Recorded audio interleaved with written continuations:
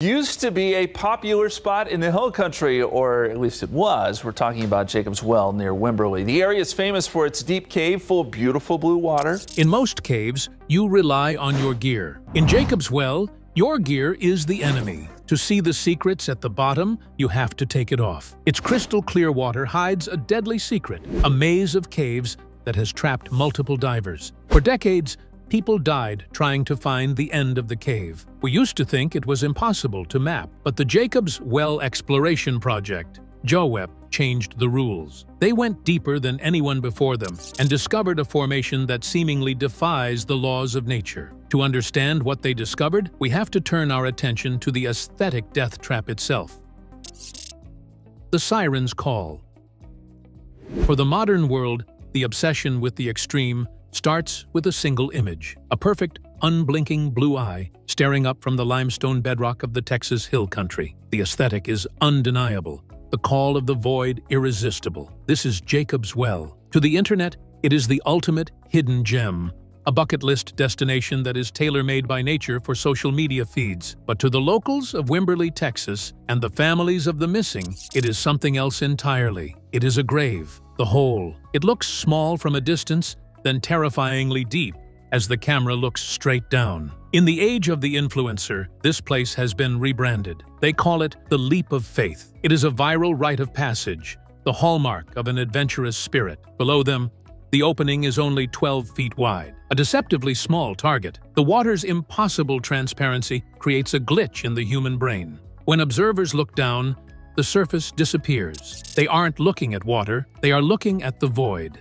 Divers describe the sensation not as diving, but as falling through air. It is a moment of pure, terrifying levitation before the cold embrace of the aquifer swallows them whole. This visual perfection has turned the well into a viral spot on the map on social media. The leap of faith isn't just a jump, it's currency in the attention-hungry economy. The narrower the opening, the darker the abyss, and the more the digital validation rolls in. But the camera lens lies. It captures the sparkling blues and the sun-drenched rocks, but it cannot capture the pressure. It cannot capture the current, and it certainly cannot capture the history that sleeps in the silence of those caves. Long before the digital age made the cave a viral spectacle, the water had already proven its deadly power. To understand the well's original power, we must rewind the clock to the early 1850s. Back then, stripped of boardwalks, signs, and modern distractions, the Texas landscape was harsh, unforgiving, and dry. Following the winding path of Cypress Creek, a settler named William C. Winters stumbled upon one of nature's miraculous wonders. Not a stagnant pond, but a gushing natural fountain. In 1850, the water's source, the immense Trinity Aquifer, created such pressure that Jacob's Well wasn't just full, it was overflowing. The water surged upward, gushing several feet into the air. Winters had found an oasis. He named it Jacob's Well, a biblical reference to the fountain of life. For generations, this spot became the beating heart of the community. It was the backdrop for the American dream in Texas. Families gathered here for picnics on Sunday afternoons. Children learned to swim in the runoff. The well was a place of baptism. Locals would wade into the shallows to wash away their sins, convinced that water this pure had to be holy. It was the eternal spring, a source that would never run dry. But the settlers were not the first to hear the siren's call, and they were not the first to misunderstand the underlying danger in this cave. Thousands of years before William Winters was even born, the Tonkawa, the Jumano, and the Comanche walked these lands. To the indigenous tribes, the cave wasn't just a swimming hole, it was a portal. In a region defined by drought and dust, a hole in the earth that erupted endless cold water was not a geological curiosity, it was a spiritual absolute. They believed the well was inhabited by elemental spirits. It was a gateway to the underworld, a place where the veil between the living and the dead was dangerously thin. The tribes understood something that modern tourists, with their selfie sticks and waterproof cameras, often forget. The water is alive. The Native Americans spoke of a specific omen, a legend passed down through the oral histories of the land. They watched the surface of the well obsessively. As long as the water danced, as long as it bubbled and churned with the pressure from below, the spirits were content. The land would provide. Life would continue. But the legend carried a warning. dark and absolute. If the water stops flowing, disaster will follow. They believed that a still surface meant the spirits had retreated, or were waiting. For them, the stillness was not peaceful. It was threatening. Today, the water no longer churns. The powerful flow Winters discovered is gone, choked off by modern development and the overpumping of the aquifer. The leap of faith is now a jump into silent, standstill water. The tourists see a playground. The settlers saw a resource, but the indigenous people saw a portal. And as we peel back the layers of history, we begin to realize that the superstitions weren't just fables. They were instructions. They didn't have words like hydrology, or cave diving protocols, or nitrogen narcosis. They didn't know about the labyrinth of limestone tubes extending for thousands of feet beneath the crust. But they knew the personality of the well. The Native Americans were right. The well is alive. It breathes. It changes. And when the flow stops, when the water becomes still, the well stops giving life and starts taking it. The visitors standing on that ledge think they are leaping into a swimming pool. They don't realize they are jumping into a dormant trap. The surface is beautiful, a flawless mirror reflecting the Texas sky. But the surface is a lie. The ancients called it a spirit. The locals call it a tragedy. But science has a colder, more precise name for what lies beneath the limestone. It is a karst artesian duct. And unlike the myths, this machine doesn't need your belief to kill you. It just needs you to make one mistake. The engine beneath. The science of the trap. To the casual observer standing on the limestone banks of Cypress Creek, Jacob's Well is a stunning visual miracle. It is a perfect splash of sapphire in the hill country scrub, a localized paradise where children leap from rocks and sunbathers idle on the warm stone. Beneath the placid blue surface lies a violent, pressurized machine. The well is not merely a hole in the ground, it is a valve. Geologists simply call it a karst duct. It is the exhaust pipe for a subterranean engine of unimaginable scale. The landscape here is karst, a topography formed from the dissolution of soluble rocks, such as limestone, dolomite, and gypsum. For millions of years, rainwater, turned slightly acidic by atmospheric carbon dioxide, has seeped into the fractures of the Texas bedrock. It ate the stone from the inside out. It carved a labyrinth of pores and tubes in the dark, creating a plumbing system of dizzying complexity. This is the Trinity Aquifer. It is a massive underground reservoir,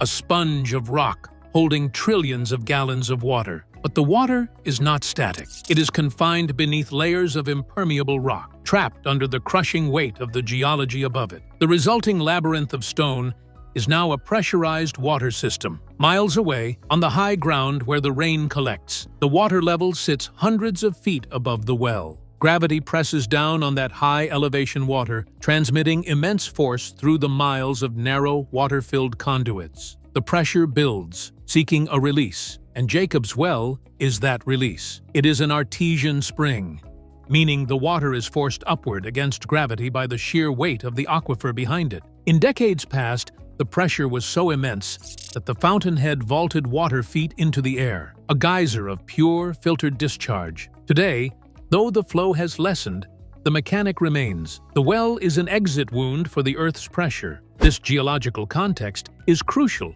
because it dictates the nature of the cave. It is not a stagnant pit, it is a flow system. The water rushing out has scoured the walls smooth, creating the very restrictions and chambers that seduce and then imprison the unprepared. The descent into the cave begins deceptively. Chamber 1 is the lure. It is the bait in the trap, designed by nature to look like a playground. From the 12-foot diameter opening in the creek bed, the shaft drops vertically for 30 feet. Here, the science of the well feels benign, even welcoming. This is the light zone. Sunlight penetrates the crystal-clear water, illuminating the white limestone walls and the algae that cling to them. The visibility is near perfect. At this depth, the well feels less like a cave and more like an aquarium. Sunfish dart through the open water. Turtles paddle lazily near the rim. Catfish scour the bottom. It is a perfect ecosystem supported by the light and the constant temperature of the water flow. Swimmers dive down, their lungs full of surface air, touching the limestone floor at 30 feet before kicking back up to the sky. They feel the thrill of the depth without the consequence. They see the clarity and assume the rest of the system follows the same rules. They trust the water because, in Chamber 1, the water is welcoming. But at the bottom of this 30-foot cylinder, the chamber changes shape. The friendly vertical drop ends. The floor is not a solid foundation but a funnel. The shaft angles and constrict. The wide, sunlit atrium narrows into a tight bottleneck that marks the end of the public domain and the beginning of the professional hazard. This is the transition point. To go further is to leave the ecosystem of the surface behind and enter the domain of the blind salamanders and the isopods, creatures evolved for a world without sun. The way forward is a slot, a downward-sloping restriction that leads immediately into the darkness. Chamber 2 sits between 30 and 55 feet deep. It is the antechamber of the true cave, and it serves as the first great filter. The passage immediately loses its vertical drop here. The passage bends sharply, forcing the diver to swim horizontally at a 45-degree angle downward. The space widens again into a large gallery, but the atmosphere is different. The sunlight, so dominant 30 feet above, is now a failing resource. It filters down in pale, ghostly shaft, losing its warmth and its spectrum. The water remains clear, but the shadows lengthen, creating pockets of ambiguity where rock and void become indistinguishable. But the darkness is a passive danger and a precursor for a more deadly danger. It is known as the false chimney. The cave's structure here is dangerous. As the diver swims downward, the ceiling above is uneven. A long vertical crack, a fissure, stretches upward into the rock. This fissure is a blind pocket, a dead end carved into the limestone roof. But the physics of light in water creates a lethal optical illusion. When a diver is deep in Chamber 2, perhaps low on air, perhaps feeling the first prickle of nitrogen narcosis or the anxiety of the overhead environment, they naturally look for the exit. They look for the light. The sunlight entering from Chamber 1 hits the angled floor of Chamber 2. It reflects off the white limestone and bounces upward, striking the top of the dead-end fissure. To the eye of a desperate diver, this reflected glow looks exactly like the surface, a death trap disguised as the way out. The panicked brain latches onto that patch of light, identifying it falsely as the escape route to the surface. The diver abandons the known exit, the narrow restriction they came through, and swims upward into the false chimney. They kick hard, driven by the desperate need for air. They ascend into the fissure, expecting to break the surface.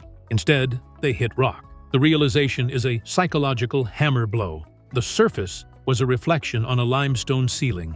The diver is now trapped in a tight vertical cul-de-sac, feet churning up the silt below, destroying whatever visibility remained. Their precious air supply is draining rapidly with every panicked breath. To survive, they must do the counterintuitive thing. They must swim down, back into the dark, back into the silt to find the true exit. But panic is a one-way ratchet. It does not allow for reason, and many unfortunate divers keep going up. The false chimney has claimed lives not by crushing divers, but by tricking them. It uses their own instinct for light against them. Below this trap, the cave narrows again. The floor slopes relentlessly toward the deepest part of the section. At the deepest part of Chamber 2, the walls close in like a vice. This is the birth canal. It is a constriction so tight that a diver must manipulate their equipment, exhaling to make their chest cavity smaller, scraping their tanks against the rock to slide through. The birth canal is the gate to the deeper, darker sections of the cave. But it is a physical barrier. It turns people back with claustrophobia. Beyond this suffocating pinch lies Chamber 3, a chaotic, unstable void of loose gravel and absolute darkness. The tragedy, the price of entry. The transition from the second chamber to the third is not merely a change in depth, it is a fundamental shift in the hostility of the environment. For those who manage to squeeze through the lithic valve of the birth canal, the reward is not open water, but a claustrophobic hazard. Upon exiting the birth canal, the environment undergoes a radical and lethal transformation. Here, the floor vanishes. In its place is a steep, unstable slope of shifting gravel and fine particulate matter that has settled over millennia.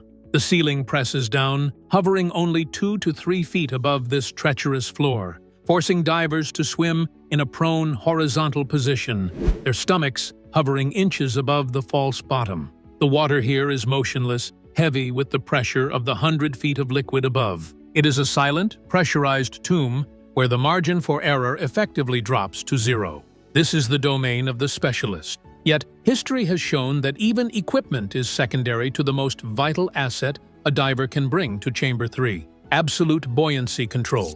The floor of Chamber 3 is covered in gravel and silt. This is the first geographical hazard. In the open water of the ocean, a diver can kick freely. Here, a single errant fin kick can disturb the floor. The silt, fine as talcum powder, explodes upward in a cloud. Within seconds, the crystal water turns opaque, creating visibility issues. A diver caught in a silt-out loses the ability to tell up from down and left from right.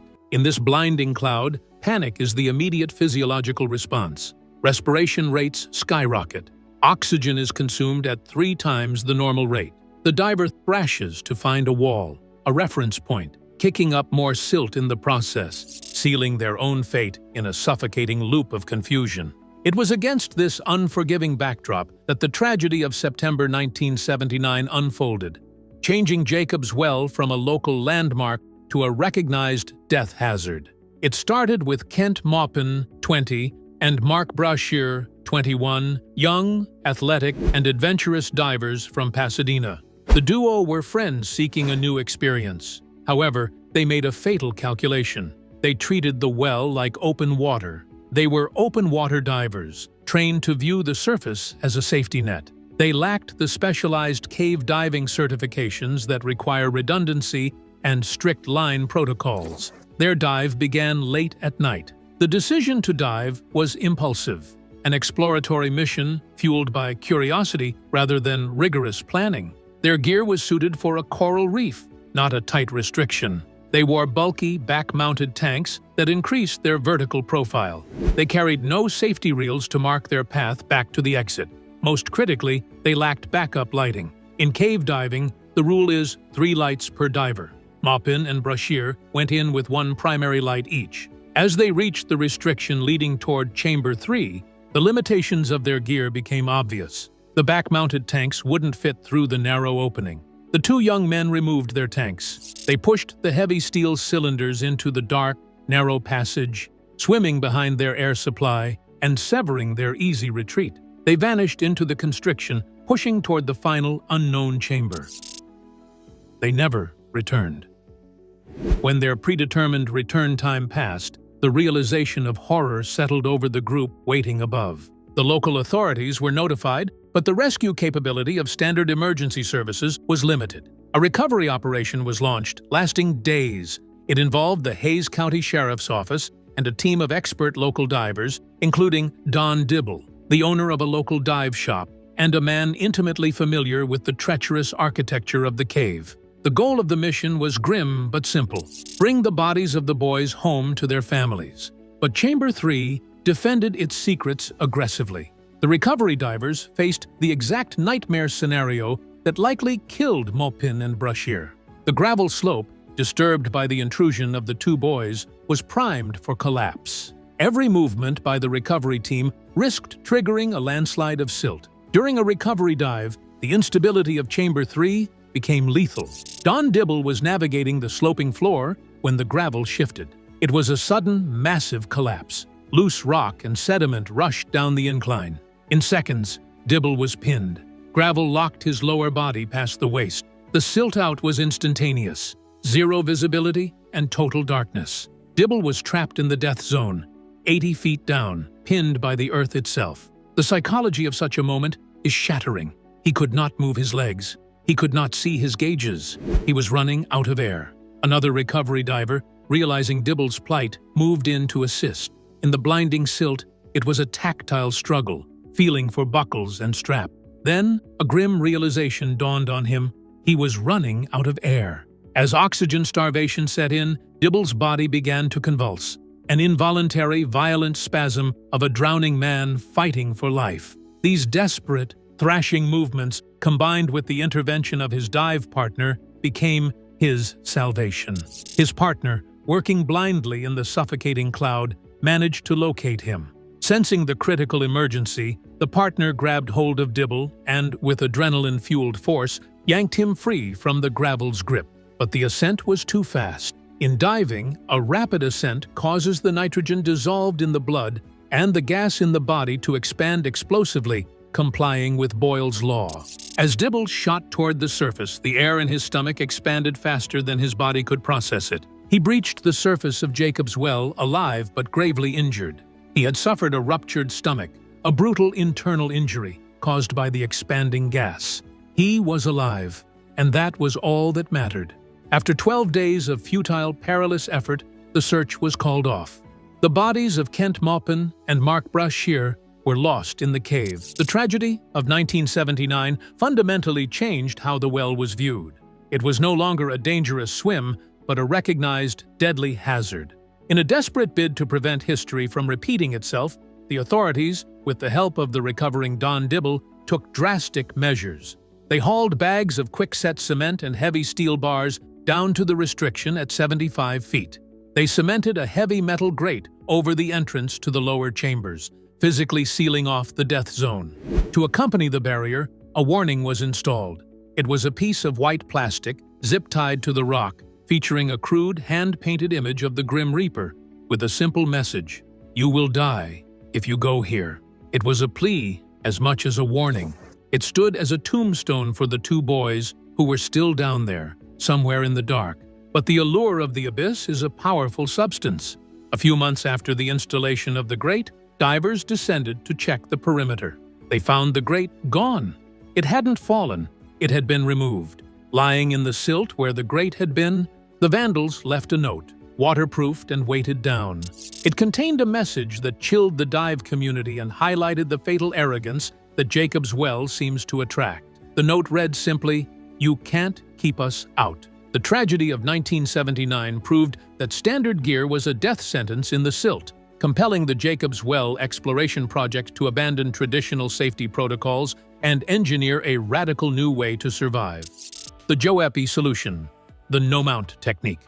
While the tragedy of 1979 cemented the well's reputation as a tomb, the mystery of what lay beyond the silted slope of Chamber 3 remained. For decades, the deepest reaches of the cave baffled explorers. In the modern era, logic suggested that machines should lead the way. Remotely operated vehicles, ROVs, had revolutionized underwater exploration, but in Jacob's Well, they were useless. The structure of the cave made the use of robotics impossible. The limestone walls blocked wireless signals, rendering untethered drones useless. Tethered ROVs fared no better. Their cables snagged instantly on the jagged, twisting rock formations. Furthermore, the environment was too fragile. Propeller thrust instantly stirred up the floor of Chamber 3, creating a silt-out that blinded the camera lens in seconds. The only way forward was human. The failure of robotics created the necessity for the Jacob's Well exploration project. Formed in the early 2000s and led by seasoned divers like Jerry Hall, this was not a group of adrenaline junkies. They were a scientific cadre of highly trained technical divers holding qualifications in full cave, decompression, and normoxic trimix. They approached the cave not as a dare, but as a puzzle requiring a specific key. The key they forged was a radical reconfiguration of life support gear. Standard back-mount diving, with tanks strapped to the diver's spine, effectively doubles the thickness of a human torso. In a cave where gaps narrow to 15 inches, a back-mounted diver is a square peg in a round hole. The Joeppy team utilized a side-mount configuration. They clipped their tanks to their flanks, running along the sides of their bodies under their armpits. This streamlined their profile, allowing them to slide through the water like a torpedo. But for the ultimate restriction, the birth canal, and the crushing squeeze into Chamber 4, even side mount was too bulky. They had to go no-mount. The maneuver is the most terrifying procedure in cave diving. At 120 feet down, hovering in the blackness before a jagged orifice the size of a microwave oven, the diver must voluntarily dismantle their safety. The process begins with the diver hovering neutrally buoyant in the silt. With methodical precision, they unclip the bottom of their tanks. Then, they undo the top clips. For a heart-stopping moment, the tanks are detached, floating free in the water, connected to the diver only by the rubber hoses of the regulators in their mouths. The diver then pushes the tanks ahead of them, shoving the steel cylinders into the dark canal of the restriction. With the tanks now ahead, the diver exhales fully, emptying their lungs to flatten their ribcage. They pull themselves into the rock vise, inch by inch, with their arms stretched forward guiding the tanks and their face scraping the ceiling. They kick gently, slithering through the crush. The only sound is the raspy hiss of the regulator and the scrape of equipment on stone. It is a moment of absolute vulnerability, a human being stripping away their armor to crawl into the earth, trusting that the hole will open up on the other side before their air or their nerve runs out. The alien world.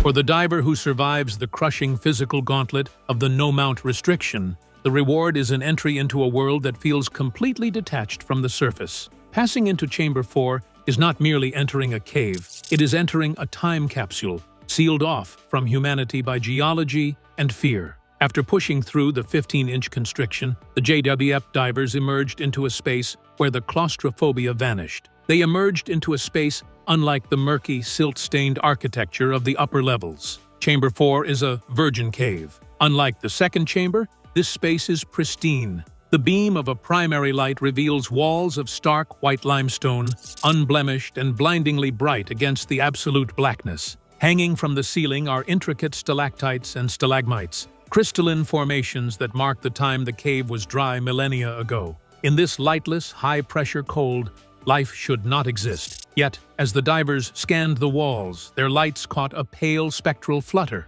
This is the domain of the Texas blind salamander. To encounter one is jarring. They appear more like phantoms than animals. Reaching up to 5 inches in length, they are translucent, with skin so thin that internal organs are visible. They possess no eyes, only vestigial spots, and feature fern-like, blood-red external gills that undulate rhythmically to pull oxygen from the water. These creatures are stygobites, messengers from the deep. Their presence proves that Jacob's Well is not a closed cul-de-sac, but a window into the massive Edwards Aquifer. While the salamanders represented the life of the deep aquifer, Chamber 4 also held the secret of its deadliest history.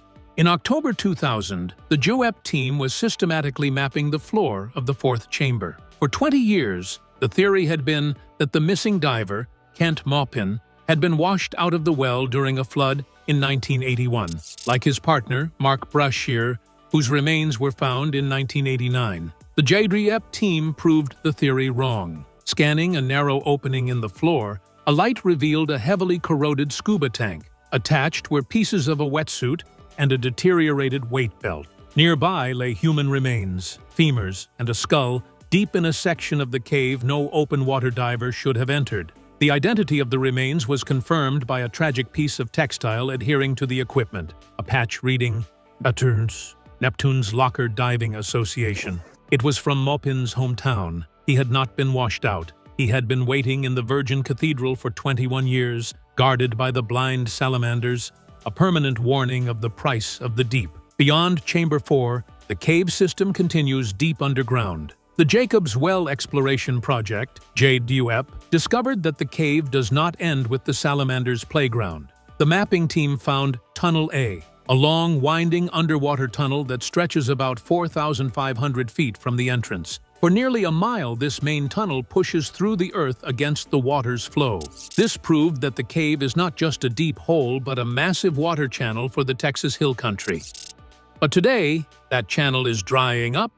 Ancient Native American legends described the well as a living thing. Modern sensors show the observation was accurate. Since June 2022, the water flow has stopped. The water flow, which was once strong enough to push divers away, is now zero. The well is a clear warning sign. It has stopped flowing due to severe drought and the fact that water is being pumped from the ground faster than rain can replace it. The drying of the well is not the only discovery. A deeper mystery still lingers. Skilled divers speculate about Chambers 5 and 6. These chambers exist mostly in theory, marked only on the edges of unfinished maps. Reaching them requires exceeding all safety limits. These unconfirmed chambers promise untouched formations and unknown life that has never encountered human light. They may hold the final connection to the massive Trinity Aquifer.